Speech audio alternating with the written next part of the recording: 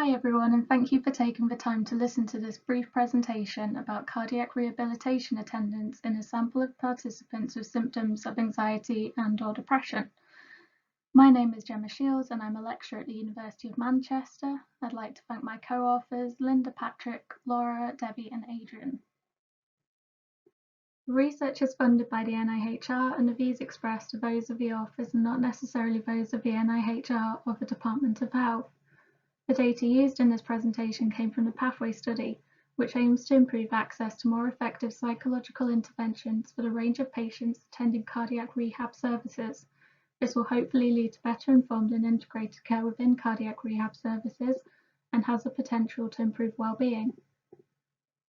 As part of the Pathway study, a randomized controlled trial is investigating whether group metacognitive therapy plus usual cardiac rehab is clinically and cost-effective versus usual cardiac rehab alone.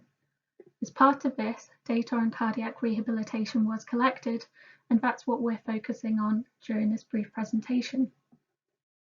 Cardiac rehabilitation is a supervised program of care offered to people following a cardiac event. It typically incorporates risk factor management, exercise activities, educational workshops, and psychosocial health support. Cardiac rehab has been shown to be effective in reducing mortality and morbidity in the population, as well as improving quality of life and psychological well-being. Evidence suggests it is also generally cost-effective, though this varies with service design. Around 90,000 people per year access cardiac rehabilitation in the UK. Recent national and international studies indicate that the dose of cardiac rehab is highly variable and will have an impact on effectiveness. The Pathway trial focuses on cardiac rehab participants with symptoms of anxiety and/or depression. In 2017 and 2018, around 30% of people initiating cardiac rehab in the UK had anxiety and about 20% had depression. Our aim was to investigate how many sessions people with anxiety and depression were attending of cardiac rehabilitation, whether they completed cardiac rehabilitation, and how symptoms and baseline characteristics were associated with attendance. We used the data we have from the Pathway randomized controlled trial, which recruited 332 patients across 5 NHS sites. For the analysis, baseline data and participant characteristics, including demographics, socioeconomic factors, and symptom measures, was used alongside data and attendance at cardiac rehabilitation. This is preliminary work aiming to inform future work, so analysis was kept simple using descriptive statistics and regression analysis. The mean number of cardiac rehabilitation sessions attended was 10, which included educational and exercise sessions.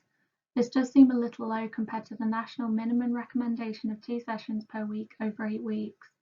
And might suggest that attendance in our group, specifically a group of people with symptoms of anxiety and depression, is lower than advised. However, we're investigating whether the sites offered this number of sessions, as the proportion completing cardiac rehabilitation was 77%, which is identical to the national average. We found that the hospital anxiety and depression scale and the EQ5D, which measures health status, was statistically significantly correlated with cardiac rehabilitation attendance. Direction was as expected, but the correlation was weak or very weak. Initial linear regression identified the EQ5D index and age to be statistically significant. However, we are in the early stages of analysis, awaiting additional data, and we will also be thinking about unmeasured variables that might be affecting total cardiac rehabilitation attendance, such as what sites offer. Overall, further research is needed. This is a preliminary analysis and will be used to inform more complex analysis as the work progresses. We'll be adding more data from the third workstream of the Pathway study. Outside of our study, future research could address many unanswered questions. For example, national data shows that only half of people offered cardiac rehabilitation attend. It would be interesting to know whether that proportion of attendance is higher or lower in the group with depression and/or anxiety. Thank you for listening. If you have any questions or comments on the presentation, please add them in the comments section below and we will read and respond. If you are interested in the Pathway programme of work, please do visit our website and follow our Twitter account for regular updates.